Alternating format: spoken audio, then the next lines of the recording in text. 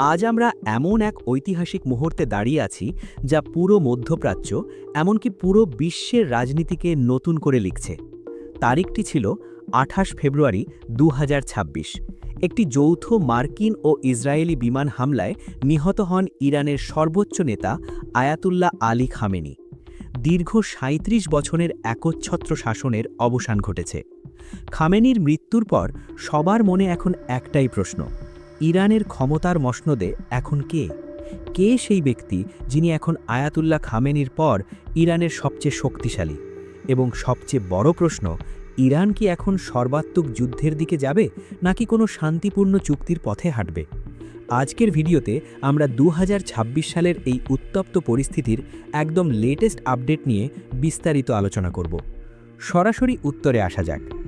Ayatollah Ali খামেনির মৃত্যুর পর সংবিধানের ১১১ অনুচ্ছেদ অনুযায়ী একটি অন্তর্বর্তীকালীন কাউন্সিল গঠন করা হয়েছে। তবে এই কাউন্সিলের মধ্যে যিনি বর্তমানে ডি ফ্যাক্টো বা কার্যত সবচেয়ে শক্তিশালী ব্যক্তি হিসেবে আবির্ভূত হয়েছেন তিনি হলেন আয়াতুল্লাহ আলী রেজা আরাফি।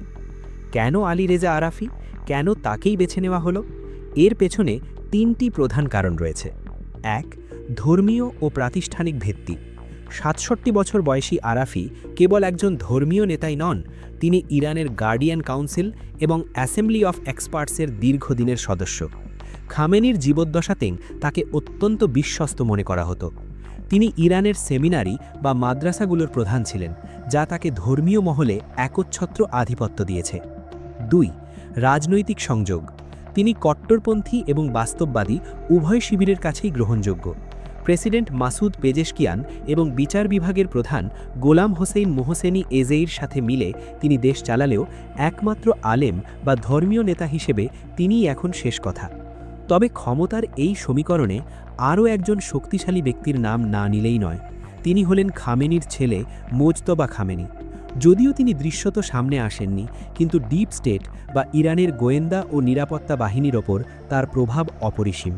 অনেক বিশ্লেষক মনে করছেন আরাফি হয়তো অন্তর্বর্তীকালীন মুখ, কিন্তু পর্দার আড়ালে সুতোর টান এখনও মোজতবার হাতে থাকতে পারে। কিন্তু অফিসিয়ালি আলী রেজা আরাফি এখন ইরানের সর্বোচ্চ ক্ষমতার অধিকারী। খামেনির মৃত্যুর পরপরই ইরানের সামরিক কাঠামোতে বড় রদবদল এসেছে। ১ মার্চ ২০২৬-এ ঘোষণা করা হয় যে আহমদ ওয়াহিদিকে ইসলামিক রেভলিউশনারি গার্ড কর্পস বা আইআরজিসির নতুন প্রধান কমান্ডার হিসেবে নিয়োগ করা হয়েছে। তিনি কেন গুরুত্বপূর্ণ? আহমদ ওয়াহিদি একজন অভিজ্ঞ সমরনায়ক এবং সাবেক স্বরাষ্ট্রমন্ত্রী। তাকে এই মুহূর্তে দায়িত্ব দেওয়ার মানে একটাই: ইরান রক্ষণাত্মক নয়, বরং আক্রমণাত্মক কৌশলে বিশ্বাসী।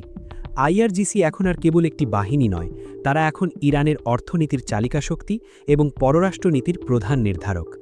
আরাফি যদি ধর্মীয় নেতা হন, তবে মাঠের প্রকৃত মাসেল পাওয়ার বা পেশি শক্তি এখন ওয়াহিদির হাতে। এখন সবচেয়ে গুরুত্বপূর্ণ প্রশ্ন, আগামী দিনগুলোতে কি হতে যাচ্ছে? ইরান কি আলোচনার টেবিলে বসবে? বর্তমান পরিস্থিতি মার্চ ২০২৬ বিশ্লেষণ করলে দেখা যায় শান্তি চুক্তির সম্ভাবনা এই মুহূর্তে শূন্যের কোঠায়। কারণগুলো পরিষ্কার। ১. প্রতিশোধের স্পৃহা। খামেনির মৃত্যু ইরানের জন্য কেবল একজন নেতার মৃত্যু নয়, এটি তাদের বিপ্লবের উপর সরাসরি আঘাত।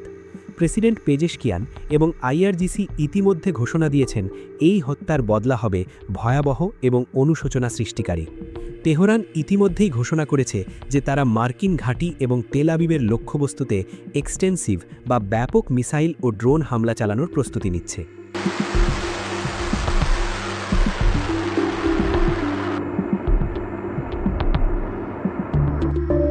২. War of attrition. ইরান সম্ভবত সরাসরি এবং পূর্ণাঙ্গ যুদ্ধে না গিয়ে একটি দীর্ঘমেয়াদী ক্ষয়ক্ষতির যুদ্ধ বা ওয়ার অফ অ্যাট্রিশন শুরু করবে। এর মানে হল ইরাক, লেবানন এবং ইয়েমেনের প্রক্সি বাহিনীগুলোকে, যেমন হিজবুল্লাহ, হুথি, সবকে পূর্ণ স্বাধীনতা দেওয়া হবে মার্কিন ও ইসরায়েলি স্বার্থে আঘাত হানতে। ৩. কূটনৈতিক অচলাবস্থা। মৃত্যুর ঠিক আগে ইরান কিছু অর্থনৈতিক প্রস্তাব দিয়েছিল পশ্চিমীদের, কিন্তু এখন সেই দরজা বন্ধ। এখন ইরান তার পারমাণবিক কর্মসূচিকে আরও ত্বরান্বিত করতে পারে, যা যুদ্ধকে আরও উস্কে দেবে। সহজ কথায়, ইরান এখন পিছু হটা বা চুক্তি করাকে দুর্বলতা হিসেবে দেখবে। তাই তারা শক্তি প্রদর্শনের পথে হাঁটবে, যা মধ্যপ্রাচ্যকে একটি দীর্ঘায়ুস্থায়ী অস্থিরতার দিকে ঠেলে দিচ্ছে। পরিশেষে আয়াতুল্লাহ আলী খামেনির পরবর্তী ইরান সম্পূর্ণ ভিন্ন এক ইরান। আলী রেজা আরাফির নেতৃত্বে এবং জেনারেল ওয়াহিদির সামরিক কর্তৃত্বে দেশটি এখন অস্তিত্ব রক্ষার লড়াইয়ে নেমেছে। শান্তি নয়, বরং বারুদের গন্ধে ভারী হয়ে উঠছে আগামী দিনগুলো। ইরানের এই পালাবদল বিশ্বের তেলের বাজার এবং ভূ রাজনীতিতে কী প্রভাব ফেলবে তা দেখার জন্য আমাদের অপেক্ষা করতে হবে। আমরা পরিস্থিতির ওপর নজর রাখছি। পরবর্তী আপডেট পেতে আমাদের সাথেই থাকুন। ধন্যবাদ।